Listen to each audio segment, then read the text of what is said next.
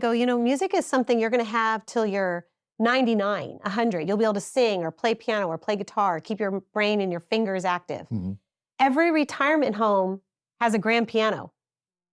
None of them have a soccer team. Which one do you want to invest in? Right? And I can get you just as much money for college playing music as you can for playing football.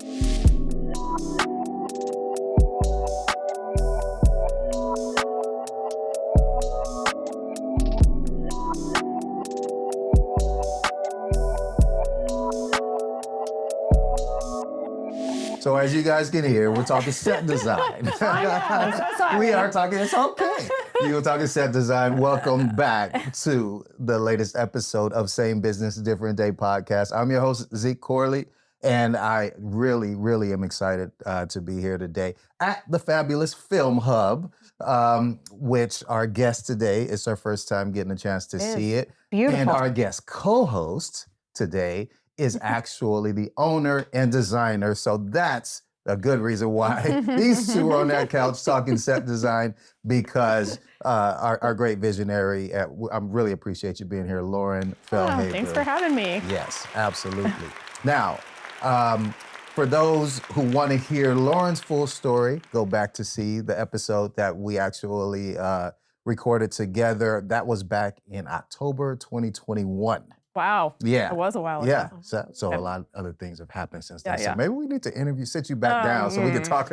But it was a fabulous story. We talked a lot about family business. We talked a lot about, everything that went into building this beautiful space. So I really would encourage people to go back and check out that episode. But again, thanks for contributing today. And then also we get to intro the fabulous Camille Hastings. And so, like I said before, we're going to talk a little about upbringing, early aspirations, education, those kind of things before we get into actually what it is that you do today. Of course, as always, with Same Business, Different Day, it's a celebration, but it's a celebration of the full journey, right? And so, where did you grow up? Where are you from? Where were you born? Well, originally born in Pennsylvania. Okay. But my dad got a job in Los Angeles County. So I grew up in Pomona, Claremont area, which is San Bernardino. My dad is in agriculture. Okay. So raises cows and pigs, but he was a agriculture professor at Cal Poly Pomona. And a lot of people know of Cal Poly SLO, but there is a Cal Poly Pomona, which is what I knew about. I never even knew about SLO, San Luis Obispo. But yeah, so grew up with my dad as a professor, and we'd go to the fair every year and buy a cow. And we'd have meat in the freezer, and so, yeah. Really? Yeah. Okay, so wait a minute. In Pennsylvania, was he a teacher there as well? Was he in agriculture also? Well, he was always been he was a farmer in Illinois growing up and stuff, and then he was in a research lab or something like that, and then ended up getting the job in California. So. As a teacher? Yeah, as a professor. And so, teaching had to be, that's a great opportunity, and California at that. Yeah, it was a lot of fun. I remember grading his papers. What do you mean? He'd have, pieces of paper. And you'd have the A. I'm sorry, do you guys know about that, right? Yeah. So they'd have the ABC section and the true-false section. So on Saturdays, he'd come home and go, "Can you grade the true-false section?" And he'd give me the code, and I'd be like, red. So I always got to grade the... That's cool. I don't know what I was reading. I was just reading the true-false section and the ABCs and stuff. So, yeah. Right. Well, this is actually, that's actually really cool, because this is a celebration today about our educators as well. So your dad was one, and you are as well, but we'll talk a little bit more about that. What, did you have thoughts of what you wanted to be when you grew up? Did you want to go into agriculture? Did you want to sell cows? No, but I loved animals, and, I always remember going to the fair and things like that. But no, I don't remember having young memories of what I wanted to be. Okay. I don't remember having that memory. So There's Um, nothing wrong with that. yeah. That's pretty cool. So, but I mean, you were living a decent enough life. You weren't concerned about what you had to do. Like you had to go out and provide for the family. And... No, both my parents were workers, Mhm. and my mom was a physical therapist, and so we would walk to a babysitter's house after school. You Okay. know, we never had. My parents were gone Mhm. and stuff like that, and then. I remember my first experience, my sister was able to go to a pool party because of the activity she was involved in, Okay. and I couldn't go. Mm. And I said, wait a minute, I want to go to the next pool party. Mm-hmm. So I started that activity. Okay. I never got the pool party. No? No. What was the activity? Piano lessons. Really? Mhm. So why? So it was a pool party for musicians? All of her students. Uh-huh. So they did a recital in her house and then had a pool party afterwards. I had to stay at the babysitter's house. And I was like, I want the pool party. So I started piano lessons. Did you have a lot of siblings? Just my sister. Just you and your sister? Yeah, and we're Irish twins. Mm. So we're the same age for about a month. What is Irish twins? Tell me. Well, after you have your first kid, you're supposed to wait Yeah. like 3 months before. Yeah. Yeah, they barely waited 3 months. Yeah. Okay. So I was born in February, and my sister was born a year, 10 months later, 11 months later in January. Right. Yeah. Yeah. So we're the same age for a month. Wow. And so it's just the two of us. Yeah. There's no reason to wait. I'm not sure that really matters, does it? Oh, the doctors say it's medical. We don't want to get into that conversation. I want to know all about 10-month baby. Yeah. No, it's just my sister and I and stuff. And we were far enough apart. We were in different grades, so different group of friends growing up and stuff. And definitely totally different personalities and Really? goals. Yeah. Now, I mean, so what did she wind up doing? She actually went into graphic design. Okay. But then when she got married and have her first child, she became a mom and was able to stay at home and be a stay-at-home mom and stuff. So that's what she's always done. Okay. But she's kind of got an artistic background as well. Yeah. A little bit of graphic design and stuff. So. Yeah. How was school for you early on? I mean, so what age were you when you moved to Pomona? Oh, I started first grade here. So Okay. 5, 6 at the time, right? So not big transition when it comes to changing schools. No, I have vague memories of a kindergarten in Pennsylvania. Mhm. I remember it being all indoors and you're going down hallways. Mhm. And then California, there's nothing's indoors. Mhm. So, but no, I joined a school in California as a first grader Mhm. and met up with my 2 best friends that we still talk all the time. It was Since first Karen, grade. Kathy, and Cammy. I grew up as Cammy. Cammy. Yeah. All right. Yeah, not Camille. Camille came around during college because I had to be professional. That's right. So, but right. yeah, so we're still friends. But first grade. Yeah. How? Yeah, I know. So what were like school? How were grades, classes? Did you have any troubles in whether? No, I was always the. Where do you want me to sit with my thumbs up? Okay. Yeah. Yeah, no, I was definitely not the troublemaker, and if trouble came my way, I was upset. Yeah. I was definitely. I don't consider myself a perfectionist, but I was definitely the one driving to do things right. For those of you guys who listen to the intro of the show, we should call her a perfectionist. Let's just get that out of the way. No, I'm not a perfectionist because I like to get things done. Mm-hmm. So sometimes in just getting things done and getting things out there, Mm-hmm. I definitely make mistakes. Okay. Well, I get called on it all the time on my Instagram's post. You spelled this wrong.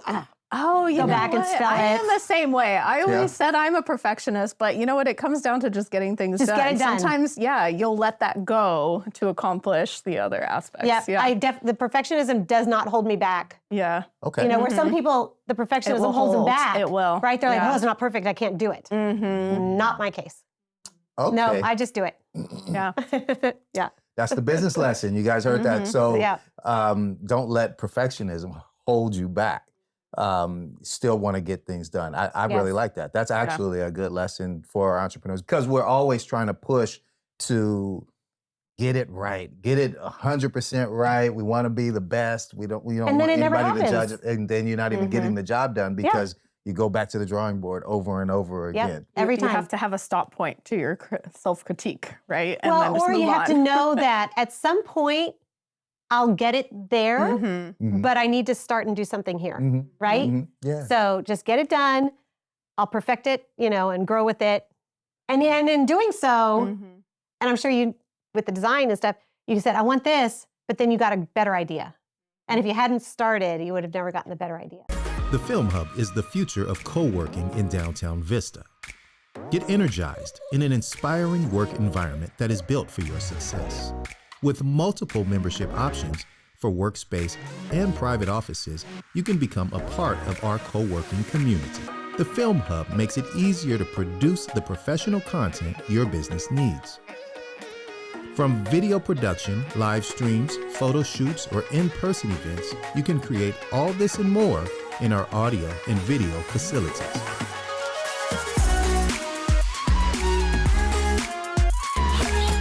Love your work and where you accomplish it.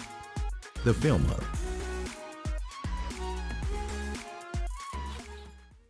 Hi, I'm Rachel Beld, host of Velocity, the Vista Chamber podcast. Join me as I sit down with Vista's movers, shakers, and changemakers. Let's move Vista forward with Velocity. How about early jobs? Coco's. Okay. Coco's restaurant. Anybody remember Coco's? I remember Coco's. I had a moped at age 15. Mopeds. Had a little basket on. I still have a scar from the muffler. Oh, yeah. So I got my first moped when I was 15, and I was able to go to Coco's, and I was a hostess. Okay. Hostess with the mostest. That's right. On Saturday and Sunday nights from like 4 to 8, and that's all you did. So that was my first job. And I remember depositing my check of for like, $45. Yes. So, but that was my first job at age 15. You didn't step up and start getting tips. I used to love serving tables. You got smart right away. Yeah. They got money in their pocket. Yeah, exactly. And and we weren't getting tipped out at the time. Right. We were just a hostess. Minimum wage was probably, $9, right? And all the waitresses were like putting wads of ones in their, that. Yeah. So, yeah. So that was my first job. But you know what? That's so good for just social interaction, right? I've always said that that's a business. I would still go back into it to this day. I'd still go wait tables if I could. Because you do leave with cash in your pocket. You don't have to stress over your clientele, and the checks, like you just stack those up. Yeah. Put them in the bank, whatever, Yeah. No, that was, I was in the restaurant business for years. Really? Years, yeah. Okay. Coco's, MacArthur's. I opened the very first claim jumpers in City of Industry. Oh my gosh. Yeah, I was one of the opening teams for that one. And we had uniforms. I've been to that claim jump. If you remember when they first came in, you had the black dress with white trim on it. Oh. I mean, you had a uniform. Yeah. It wasn't just wear black. Right. No, you had, stuff. So claim jumper, let's see. TGI Fridays, I was there for years, went into the management of TGI Fridays, and then opened Barbed Wire Steakhouse in Nashville, Tennessee. All right. So, so long line of restaurants. That's right. And development of people skills. Yes. Exactly. And I'm a really good tipper because I've learned from the backside of it. That's right. You know how hard they work, and sometimes it's not the waiter's fault that the meal's late. Mm-hmm. And you're back there yelling at the cooks, I need this meal. And then, of course, your tip reflects that. Right. And you're like, it wasn't my fault. Yeah. So I'm a really good tipper to this day. But you also tip the tip the chefs. Oh. Yeah, because if the waiter tips the chefs, then they can get their food faster. Yeah, it's an evil cycle. Oh, okay. It is. It's an evil cycle, but yeah. Unless you've been in the, wearing that apron, hard to understand. That's a hard thing. Of course, now it's totally different now. I don't think you walk away with ones anymore, right? Because it's all on credit cards, and I don't even know how it works now. It's been a long time. I have not waitressed in a very long time. So were you serving tables all throughout college as well, in school? Yeah. Okay. And where'd you go to school? I was at Berklee College of Music. That's right. The famous Berklee College of Music. Berklee. Yeah, not Berkeley, California. Mm-mm. No. I started at Cal State That's not Fullerton. a bad school either. UC Berkeley's not a bad school either. No, but Berkeley it's College just of Music definitely. is I was the amazing. EE, not the EY. Right. If you know right, Berkeley, right. yeah. Mhm. I started at Cal State Fullerton, lasted 2 months, Okay. dropped out. I'm sure there's an F or a failed grade somewhere in there because I never even went back to withdrawal. I hated it. Mm. Started working and living in LA and then found Berkeley and went there. So I took the gap between high school and college. I was out of school for about 4 years before I started college Mhm. and went back. So What was that experience like? um, You found it. You found your. yeah, you know, I started at Cal State Fullerton and hated it. I was commuting. I didn't live on campus. Mm. So I commuted in every day, traffic back. So I didn't know anybody. You know, I wasn't in dorms or anything. Yeah, you couldn't hang out and and stuff. So and then the classes I took there, I was like, why am I taking math? I hate math. It's not what I want to do, right? Yeah.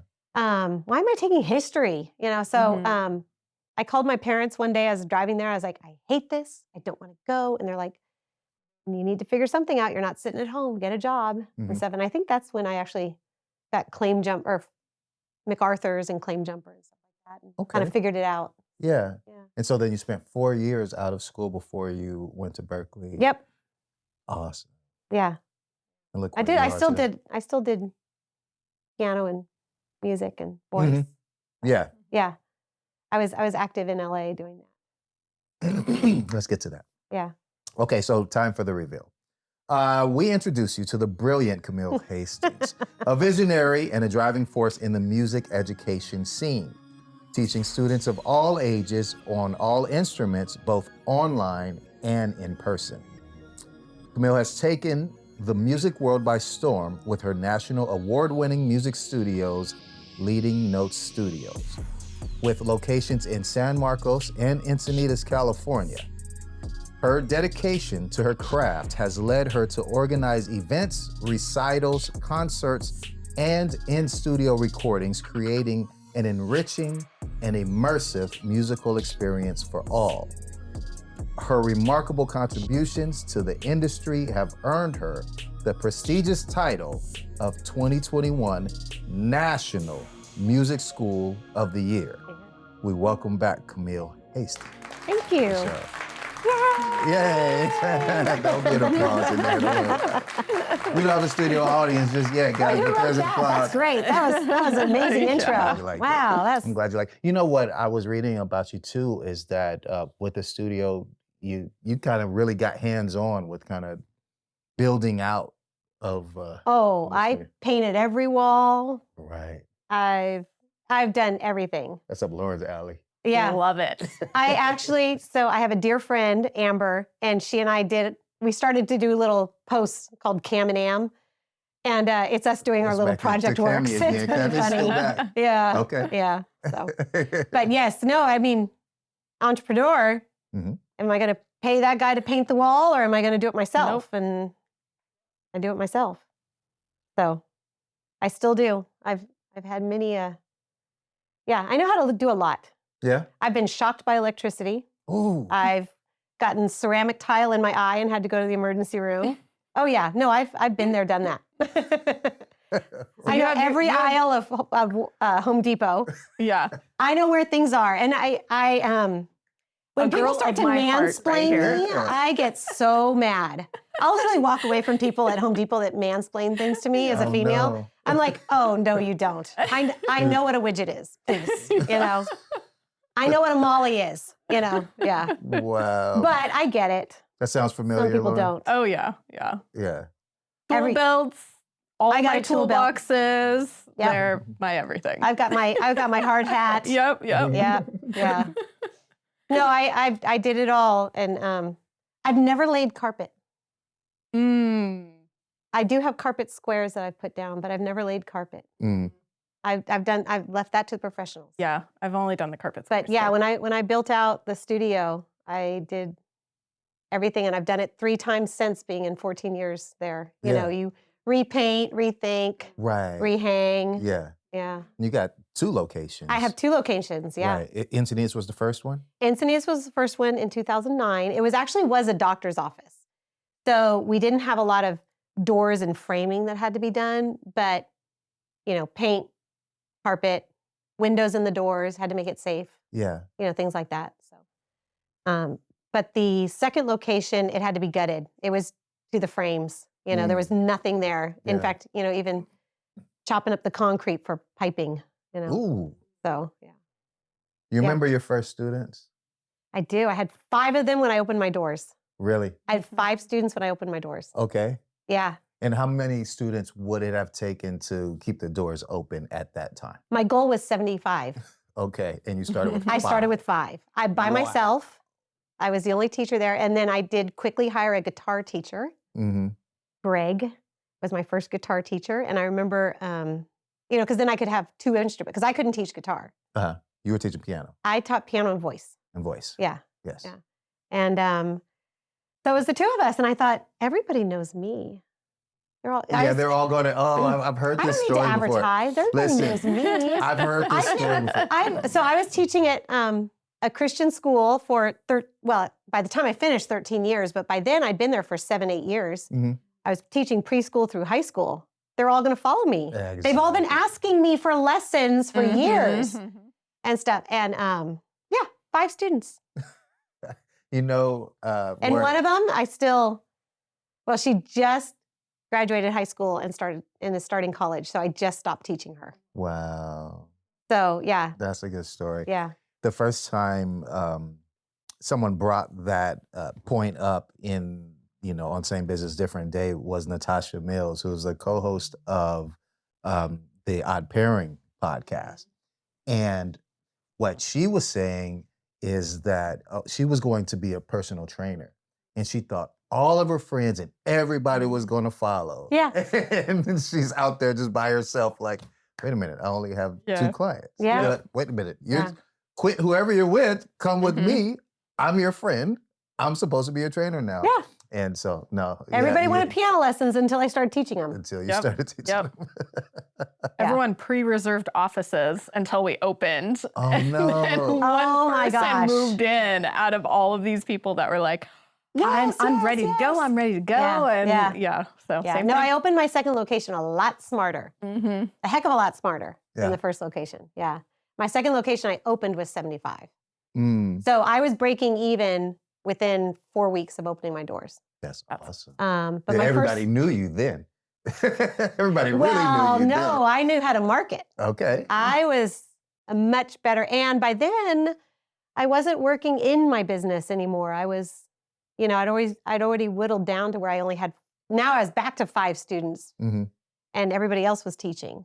So I was able to, now I'm able to do things like this and, talk about my business and stuff instead of, I'd sit there and talk to the front desk staff and I was like, any messages? Do you need me? Because I'm going in for lessons. I'll be out in 5 hours, Right. and stuff. And I don't have to do that anymore. But that's a hard thing. That's a hard transition to make, stopping to do what you've always done and trust other people to do it.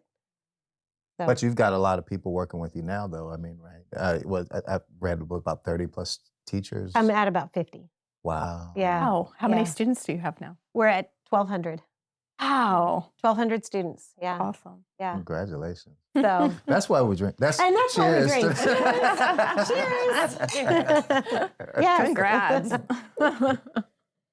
One of the things I wanted and to that's since COVID too. One of the things I wanted to ask you about is something I was reading about, like this musical ladder system. Oh yeah, it's awesome. Yeah, tell me I about wish I'd that. developed it. Okay. Though I am going to take it to another level. But it's karate belts for music. Okay. Right? So it's a musical ladder system. A friend, Marty Fort, developed it out of South Carolina. And so every 3, 6, 9, 12 months, you get rewarded for your continuation of music, right? Your commitment to learning music and stuff and keeping it in your repertoire. A lot of times people quit, we're too busy. Oh, sports season, that kind of stuff. And my famous line is that, and I can't stop quoting this, because people will quit because of sports or they'll quit because they're too busy, right? And I just tell them, I go, music is something you're going to have till you're 99, 100. You'll be able to sing or play piano or play guitar, keep your brain and your fingers active. Mm-hmm. Every retirement home has a grand piano. None of them have a soccer team. Which one do you want to invest in? Right? And I can get you just as much money for college playing music as you can for playing football. Mm-hmm. It's out there. Okay. So I read that you record their singles for colleges and put together their packages. Yep. So tell us about that. Yeah, so students come in, and even our students, but even outside students, where they need their recording of their college application, and they don't want to just do it at their house, or they can't do it on their cell phone. And it's getting better, but we'll do that, and we keep the cameras. You can't do any edits, because they've got to play through the song or that kind of stuff. And and we help them with their application, and then even help them, find different schools that are accepting applications, and things that they may not even know about. So both my husband and I went to Berklee College of Music, and when my daughter was applying for music schools, we thought, Berklee, she's in. Right. Both the parents. Yeah. Duh. Yeah. Yeah. Declined. Berklee declined her, but that's okay. It works out. But I got to keep her on the West Coast instead of sending her to the East Coast, but that was okay. But so you pulled out all your alumni money then? Oh, heck yeah. I'm not on their face group page anymore. Before I move forward, I have to go back to something that I heard you say. Yeah. And it was about voice. Mm-hmm. There was something about you singing backup for Barry Manilow? Yeah. Really? Amy Grant. Yeah. Barry Manilow. Yeah. Yeah. We were at the Hollywood Bowl. Oh. And it was through our high school choir. Okay. I can't remember the gentleman's name, but we got a chance to sing backup for him and stuff. So we did his Christmas concert. Okay. And okay, here's a good story. So my girlfriend Kathy and I were both in it, and we got to sing backup for him. Kathy and Camille. Yes. And we had to drive out to the Hollywood Bowl every single day for rehearsals and then for the show. And it was like 2 weekends worth. And about the third day in, and we were like 15, 16 at the time, my dad hands me the keys to the Toyota Cressida, and I didn't even have my license yet. And he goes, I'm tired of driving you. Drive carefully. You know where you're going. Okay. And so at 15, without a driver's license, Kathy and I were driving into the Hollywood Bowl to sing backup for Barry Manilow. Wow. And so, because he's like, your dad's 2 hours in, 2 hours out, hang out for the show. And so he's like, I'm done.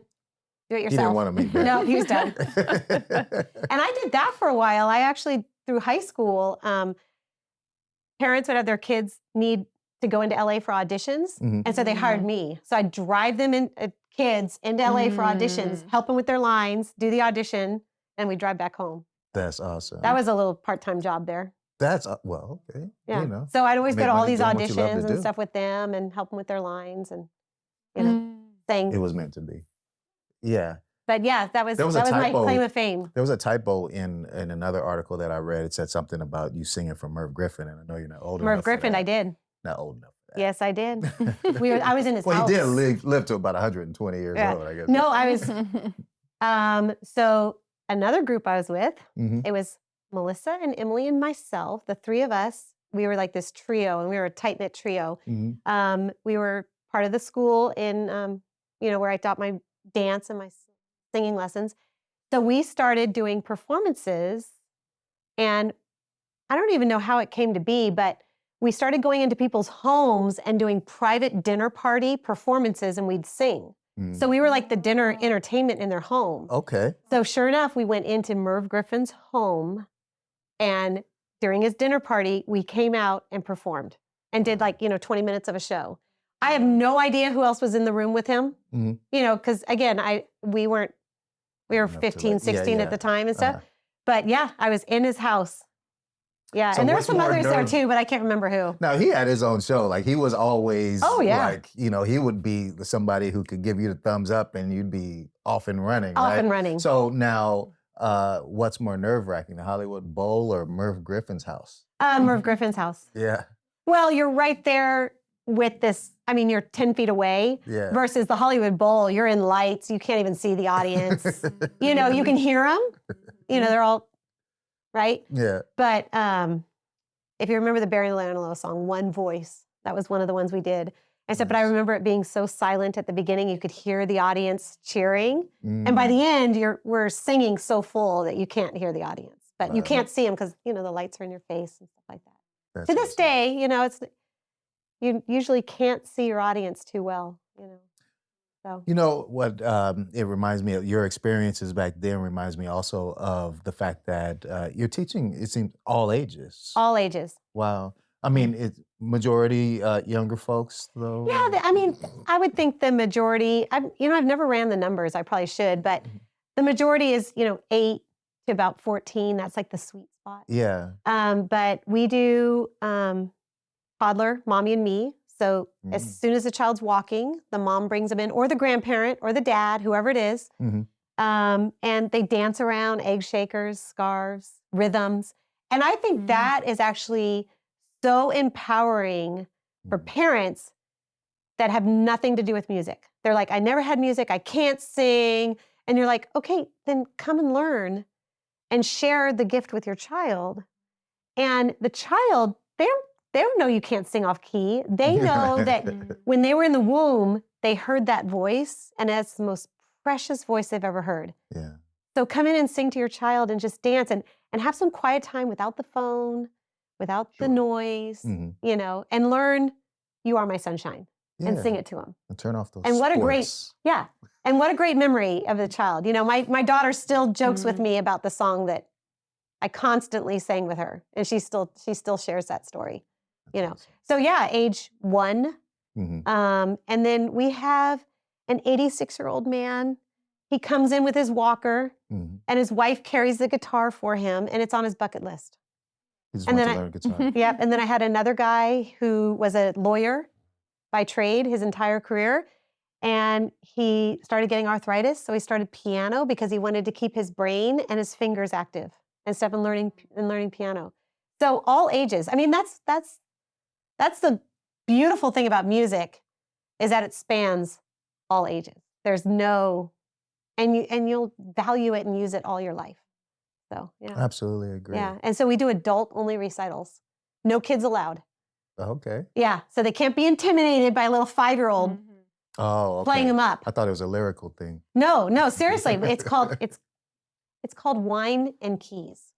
Okay. Cute. So we serve wine for the adults so they can relax. And then they do their own little recital with their songs and stuff. And we've had the people that are refreshing their memory and playing Mozart. And we have the mom who learned Happy Birthday to play for her husband in the crowd. And oh my God, there wasn't a dry ice.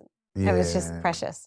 That's so awesome. again, you know, no kids allowed, but here's adults supporting each other at whatever level they are, you know, doing music. So you got recitals, you got the concerts, you're doing recordings, you're helping with auditions, and now I'm also seeing summer camps. What's a summer camp?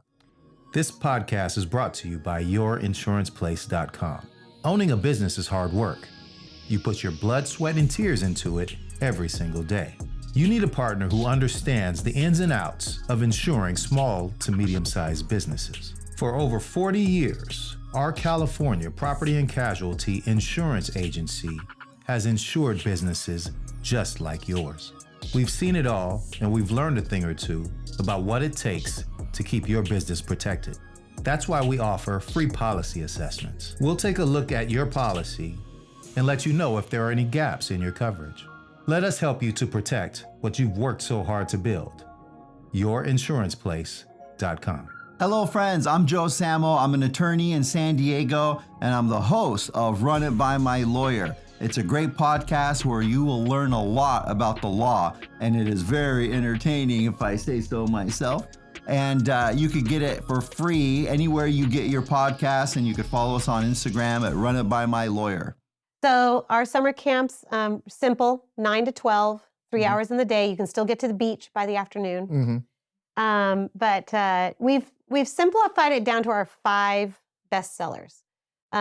Intro the Music, in fact, I was telling you about that, is great because if you've never had a music lesson or don't know what your child wants to learn, but you want them in something, each day, piano, guitar, drums, voice, and violin.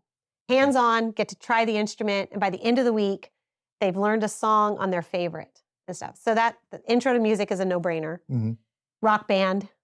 Everybody needs to, you got to play with somebody, right? You're never going to not have someone sing with you or not play with a drummer. You got to play with someone. So rock band is very important. And then musical theater.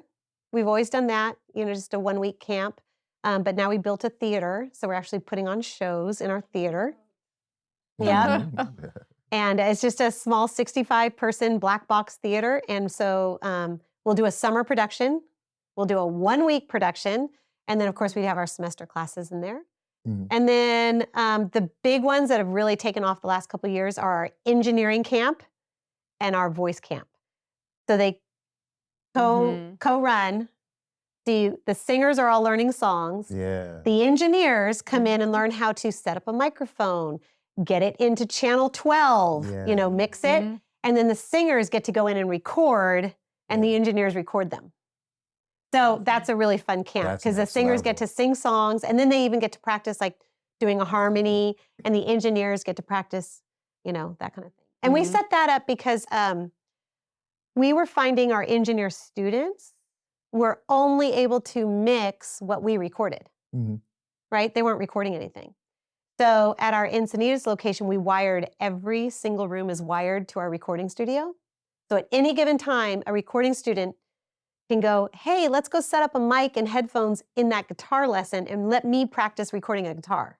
So that makes it fun. But that's how we run our engineering camp. So engineering, awesome. Voice, musical theater, rock band, and intro to music. Those are our top 5. We've tried other ones, but we decided this year, let's just simplify it and keep it smart. Says she went to music school. Sounds like she went to marketing school. Well, that's what you become. That's right. Right? That's right. That's what you're becoming, right? You got to become a marketer to tell people about your business. That's right. Yeah. That's right. So, business or pleasure. Yes. You just came back from one of my favorite musical cities. New Orleans. New Orleans. Yeah, it's not New Orleans, I was told. No, it's New Orleans. It's New Orleans. I learned how to say it, yeah. I've been saying it wrong. Oh, it was fun. Was it business or pleasure? It was, both.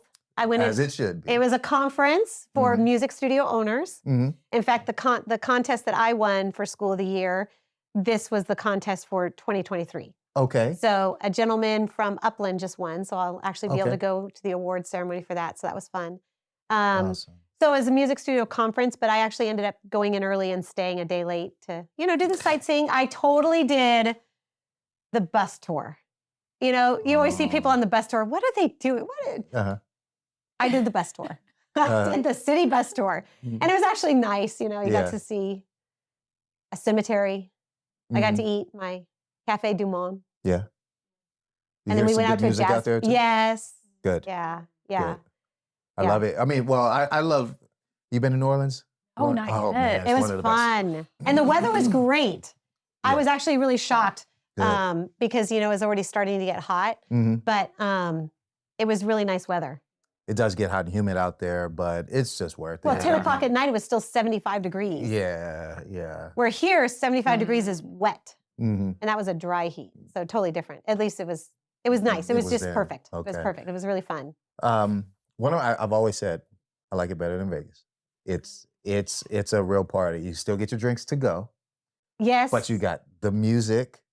You've got the down south people, which is just a lot more accommodating than like a Vegas where all people from everywhere and who knows what. And the food. Yes. Yeah, and the amazing. architecture. So I would actually love the building. Oh my gosh, the old school building. But even I would attribute the music in New Orleans very much like Nashville downtown. Okay. Where you're walking down the street and now they've got the bands in the windows. So you hear the music on the street and you're walking down and you go, oh, I like that one. And so New Orleans was the same way. Awesome. So when you're walking down the street, you literally see the back of the drummer, right? But the windows are open and stuff. So it was really fun that way. I got to get to Nashville. I've never been. Okay. Before we go, I want to talk a little bit about your the work that you're doing to give, to the community and give back and all that, and one of them being the San Marcos Chamber of Commerce. We have guests come in sometimes and, we ask them about joining their local chamber and explaining to other, potential entrepreneurs and folks, what they think about joining the chamber and helping out and volunteering in one way or another, somewhere, anywhere. Why did you decide to join the board and with the chamber? Well, the chamber, originally was for my San Marcos location to be in the community and let them know that music is coming, right? Because I actually joined before I was even close to opening. Okay. So I was in the chamber like 4 months. I'd signed the lease, but we weren't even close to opening till January. So I joined the chamber pre that just to get out there. And now, I mean, I've used so many people from the chamber in different ways, for my business and including, their business and stuff. When I do my, wine and keys nights, I have one of the restaurants cater it, and stuff. I've got if we're doing a concert coming up, and I've got food truck coming in that was through the commerce and stuff. So you just meet other small business people that need support. And you also I had no idea you were there. I had no idea this was a business, that kind of stuff. So, but what's really nice too is I met, like we go in and to retirement homes and put on shows. So I'll get kids to sign up. We go to retirement homes and we sing and drum and play piano for them. We do the street festivals and stuff. So any opportunity I can get to have children perform. And it's not only the musical performance, but the confidence. Every time, I'm sure your very first podcast, you were like, right? Sure. Where you get confidence, you know how to speak, right? And so these kids are gaining confidence because I tell them, I was like, you might not be a famous pianist one day, but when you're, homesick and can't do anything, you're going to go to the piano and just be able to play and erase the world for a while. Or as you become a business executive and something's happening in your business and you can go to your guitar and just escape for a while, right? Very therapeutic. Very therapeutic. But now you can speak in front of your 50 employees, your 1,000 employees, because you know how to speak, you know how to breathe, you know how to use a microphone, right? You've done it before. I mean, I'm looking for one of my students being the next president. I'm going to go, oh my gosh, I remember when they held the microphone wrong. Hold the microphone up, right? So I think that there's so many benefits. I mean, there's reports out there for music, but it's joyful. 100%. It makes you smile. Yeah. Right? If I'm not listening to podcasts, I listen to music all day, every day. Yeah. But I breathe and live music. Like I speak in a rhythm, walk in a rhythm. Yeah. Yeah. Well, you were saying your daughter sings all over the house. I mean, doesn't that just make you smile? Yeah. Yeah. And then to have them sing and play piano, you're like, oh, right? Yeah. So, I mean, all three of my kids, my daughter works for me. She runs the studio. And my other two, they aren't in the music industry, but they play piano, saxophone, guitar. My one plays football, and he still calls me and goes, Mom, I need a new song on the piano. Okay. So between his football practice, I'm teaching him a song on the piano. So we made sports and music work. Okay. Good. It's doable. Now we know they can coincide. They coexist. Wonderful. Okay, so considering what you were just saying, though, how, like you're talking about going into the retirement homes, you're talking about all of these wonderful things. And of course, we here at the Film Hub, Same Business, Different Day, we love the kids. We, one of the next interviews that's happening after this is with the Student Television Network. And so the question I'd have is like, how can we give back? How can those folks that are listening help or give to leading those studios? We're always looking for instruments. Okay. We've always got kids, that come in and the mom's like, well, I really want to start on piano, but we don't have a piano. And you sit there and go, we'll take keyboards. A keyboard's a great place to start. Or that guitar that's sitting in the corner, that kind of stuff. So we're always taking instruments and knowing a student that needs them. I've given pianos to people. I've given drum kits to people and stuff. So I'm always just kind of filtering them through, that kind of stuff.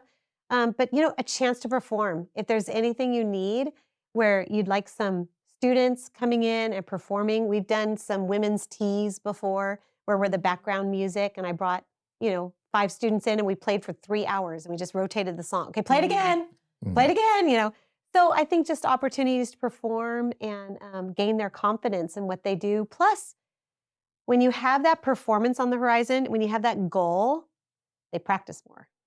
Mm-hmm.